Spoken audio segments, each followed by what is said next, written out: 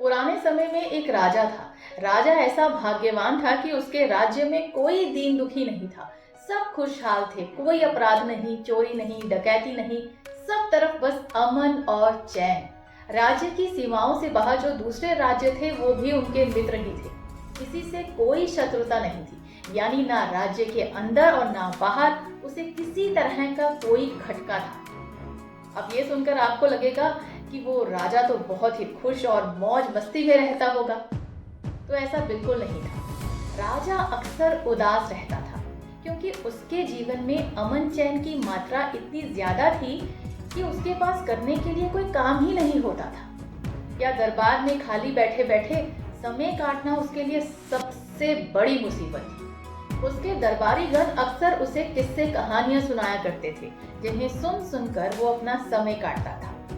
फिर ये हुआ कि धीरे धीरे उसे कहानियां सुनने का चस्का ही लग गया। जैसे ही एक कहानी खत्म होती, वो दूसरे दरबारी से कहानी सुनाने का आग्रह करता।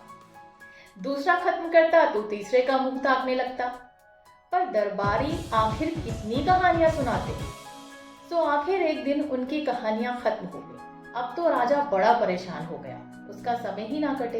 अब भी दरबारी उसके लिए छोटी मोटी कहानियां बनाकर लाते और सुनाते, पर उनसे उसका जी ही ना भरता, बल्कि उसकी कहानी सुनने की प्यास और बढ़ जाए। वो चाहता था कि कोई उसे ऐसी कहानी सुनाए, इतनी लंबी कहानी सुनाए जिससे सुनकर उसका जी भर जाए।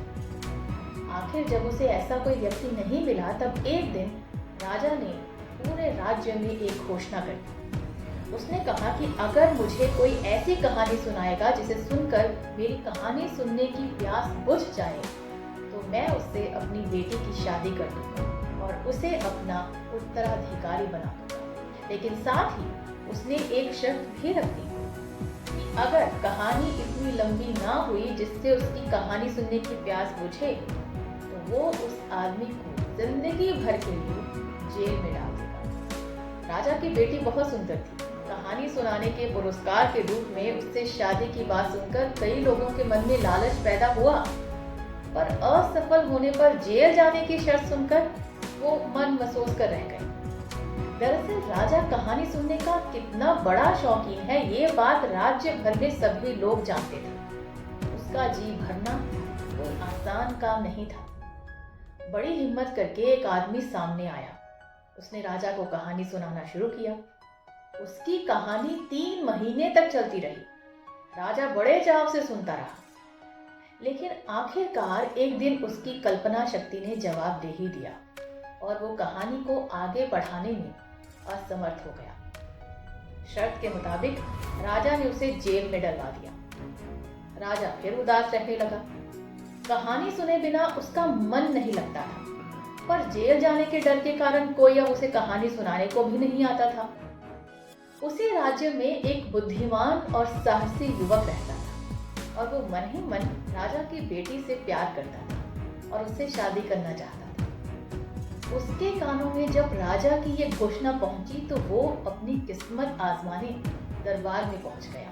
उसने राजा से कहा, महाराज, क्या ये सच है कि सबसे लंबी कहानी सुनाने वाले से आप राजकुमारी की शादी कर देंगे? राजा बोले, बिल्कुल सच है, और असफल होने पर तुम्हें जिंदगी भर के लिए जेल में चक्की पीसनी पड़ेगी। युवक बोला, मुझे शर्त मंजूर है महाराज, मैं आपको अपनी कहानी सुनाना चाहता हूँ, जो एक बार एक प्रदेश पर टिड्डी दल के आक्रमण से संबंधित है। राजा तो कहानी सुनने का तलबगार था, तुरंत तैयार होकर कहानी सुनने बैठ गया। युवक ने अपनी कहानी कुछ यूं शुरू की। एक बार एक राज्य था जिस पर हर साल टिड्डी दल हमला कर देता था। इससे तंग आकर उस राज्य के राजा ने नगर के बाहर एक विशाल गोदाम बनवा दिया और राज्य भर का सारा अनाज बड़े बड़े ड्रमों में भरवाकर उसके अंदर बंद करवा दिया। जब टिड्डी दल आया तो उसे राज्य भर में अनाज का एक भी दाना नहीं मिला। पर टिड्डी दल आगे नहीं बढ़ा, बल्कि वहीं मंडराता रहा और आखिरकार उन्होंने पता लगा ही लिया कि सारा अनाज किस गोदाम में बंद है, पर उसमें अंदर जाने का उन्हें रास्ता नहीं मिल रहा था। अनाज का पता चल जाने के बाद टिड्डियों ने गोदाम में अंदर जाने के रास्ते की खोज शुरू कर दी और आखिरकार एक ऐसा सुराग खोजने में सफल रही जिसमें से होकर एक बार में सिर्फ एक ही टिड्डी अंदर जा सकती थी और अनाज का दाना लेकर वापस आ सकती थी। फिर क्या था, उस सुराख से होकर पहली टिड्डी अंदर गई और अनाज का दाना लेकर बाहर निकल आई। फिर दूसरी टिड्डी अंदर गई और अनाज का दाना लेकर बाहर निकल आई। फिर दूसरी टिड्डी अंदर गई और अनाज का दाना लेकर बाहर निकल आई। एक दिन बीता, 2 दिन बीते, धीरे धीरे हफ्ता बीत गया।